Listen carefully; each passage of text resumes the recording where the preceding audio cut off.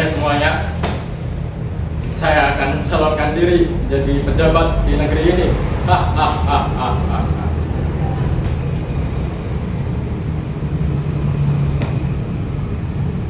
Saya akan mencalonkan diri menjadi pejabat di negeri ini.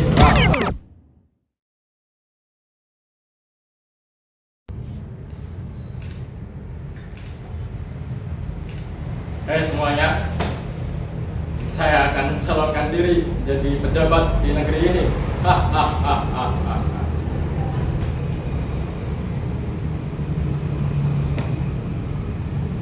Saya akan mencalonkan diri menjadi pejabat di negeri ini.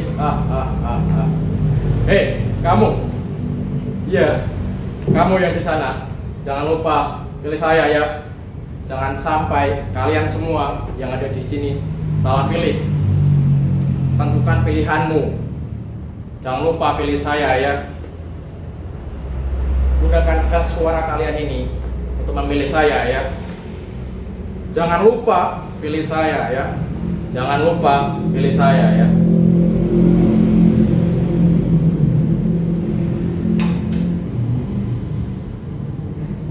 Selamat datang hadirin yang terhormat. Pada kesempatan kali ini saya akan menyampaikan visi dan misi saya untuk menjadi pejabat di negeri ini. Visi dan misi saya cukup simpel saja. Ada 3.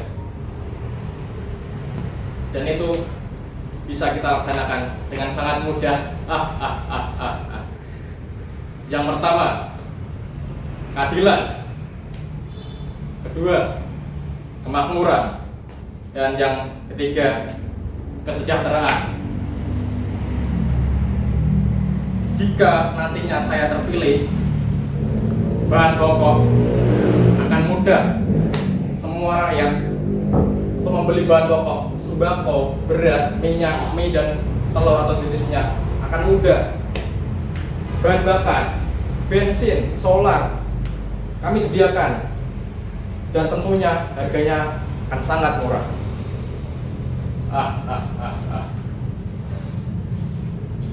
Tidak lupa juga pendidikan. Banyak sekali pendidikan di sini yang sangat minim.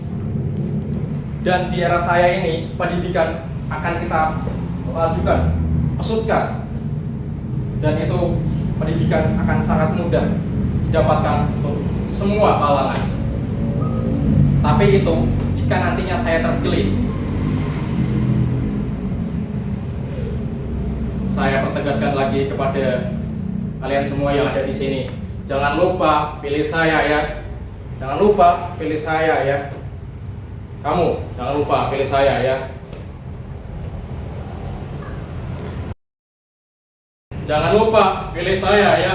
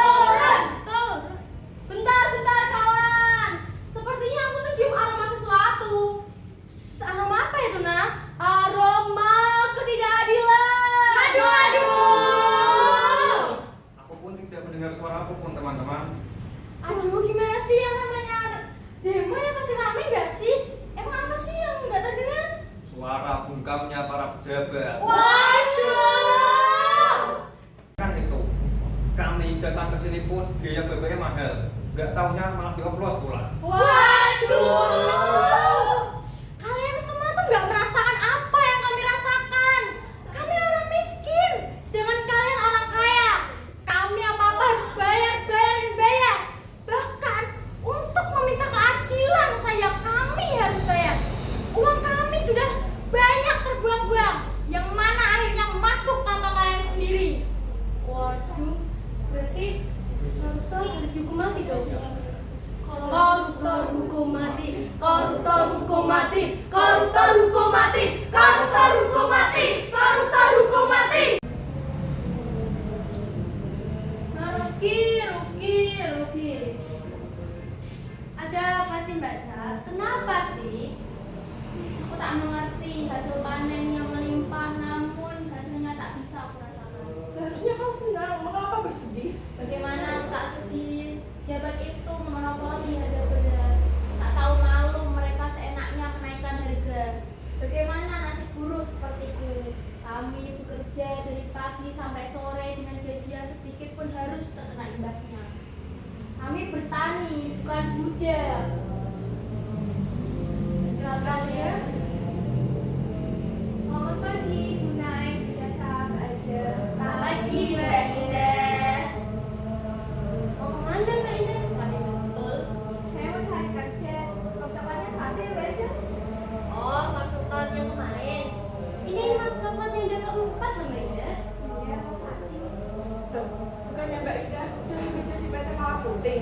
Gajinya juga udah besar kan? Wah, jangan-jangan Mbak Ida resign ya? Hah? Iya Mbak Ida. Enggak, saya bukan resign. Cari kerja sekarang susah toh. Saya ini mau cari kerja. Saya di PHK. Apa? Iya. Di PHK? Iya salah. Pengurangan tenaga kerja besar-besaran. PT lagi ngalamin rugi besar-besaran. Apa-apa lagi mahal. Turut prihatin saya Mbak Indah. Makasih. Ngomong-ngomong, harga bahan pokok sekarang mahal ya. Dari gas, terus BBM juga mahal, minyak goreng juga mahal. Jangan kan itu, pendidikan aja tuh mahal. Demi sesuap nasi makanan bergizi, semuanya apa-apa mahal. Ya nggak sih? Ya mahal semua. Saya setuju Bu Aja, kurikulum yang diubah suka hati mereka. Kita hanya bisa mematuhi buatan mereka saja. Senangnya ya, sudah miris sekali sekarang ini. Apa-apa serba mahal, ya kan? Rakyat jadi rugi karena uang pejabat. Udah nggak benar nih petinggi kita. Uang kita digunain seenaknya buat mereka. Betul itu, betul. Tapi aja jadinya. Betul itu. Dasar tikus berdasi ingkar janji. Tikus berdasi ingkar janji. Tikus berdasi ingkar janji. Tikus berdasi ingkar janji.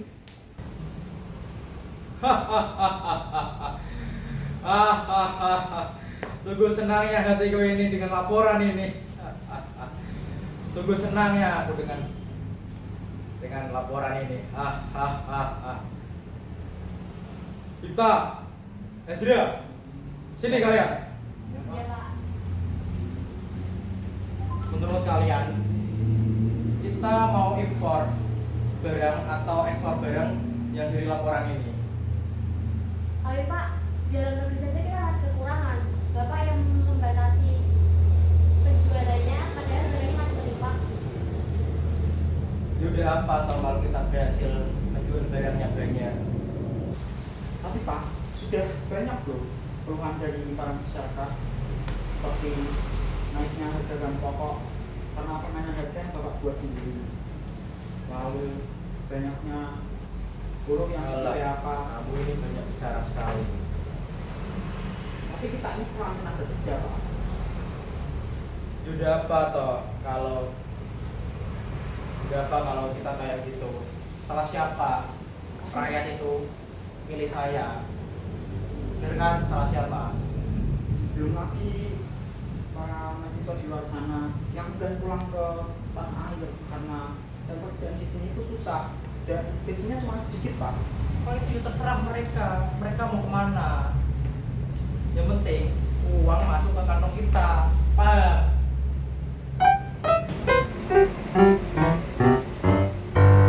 Halah, bilang aja uangnya mau dikorupsi. Oknum pejabat mah semuanya sama aja. Kalau udah soal duit, melek mereka. Cari pengalihan isu mulu, dibongkar sekalian gitu loh. Korupsi udah dari resminya, ada-ada aja. Tapi Dit, risiko gak sih? Apalagi ada riset digital. Udah, kita di pihak terkait aja diam-diam. Dikit demi sedikit juga bakal kebuka kok sama media. Dan siap nih surat resign. Dan gak betul kerja di sini.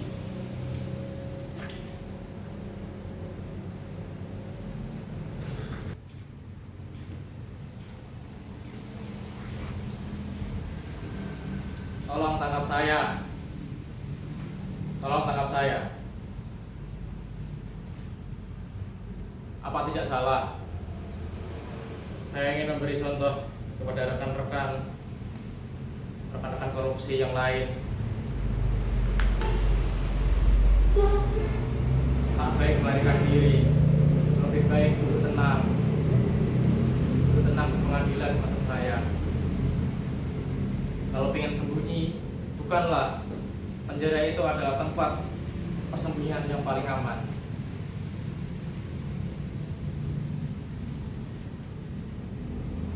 Kita gak bakalan berlakukan macam maling. Paling ditanya sedikit-sedikit dan udah selesai. Tak ada ruginya kalau kita berbagi rezeki dengan hakim, jaksa penuntut, dan polisi. Anggap saja zakat buat mereka, zakat kepada hakim, jaksa, dan polisi. Toh, itu juga bukan uang kita sih.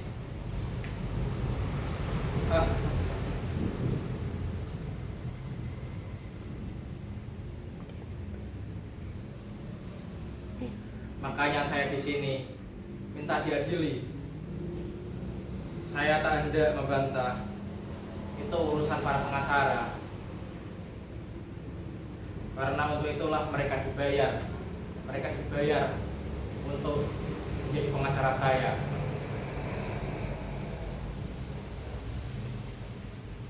Dan mereka dibayar untuk membuat saya ini tidak merasa bersalah. Jadi Pak Arno nggak akan membantah kalau Bapak memang seorang koruptor. Ya, saya hanya ingin meluruskan anggapan yang keliru, meluruskan anggapan keliru yang menyatakan koruptor macam saya ini tak berguna. Seperti halnya benalu yang menjadi parasit di sebuah negeri.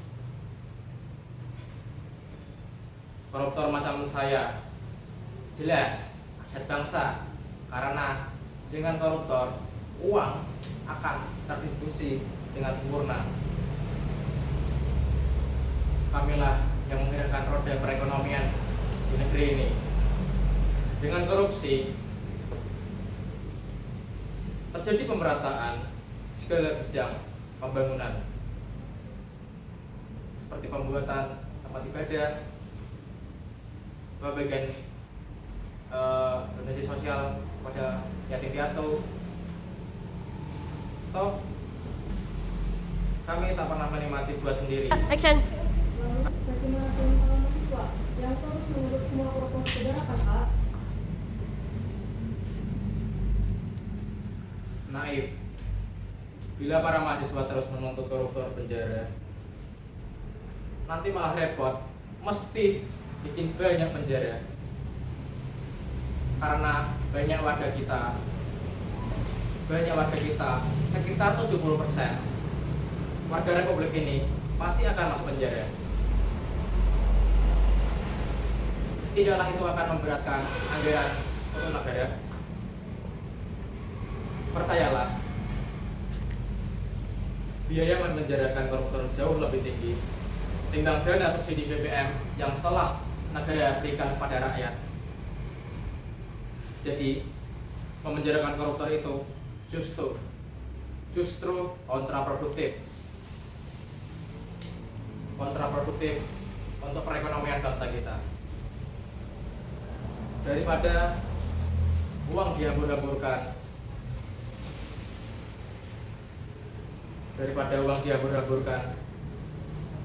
untuk membangun penjara, lebih baik uang itu kami korupsi,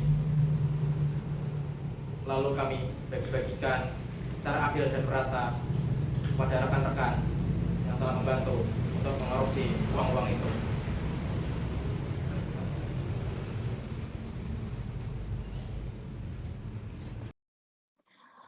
Mereka berjalan cepat ke neraka, berjubah kehormatan. Dulu berjanji memberantas, sekarang ikut pesta emas. Rakyatnya menderita, mereka yang berfoya-foya.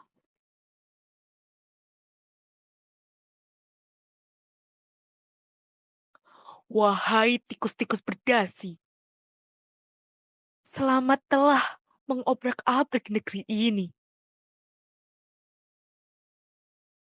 Hukumanmu tidak adil. Kau hanya takut miskin.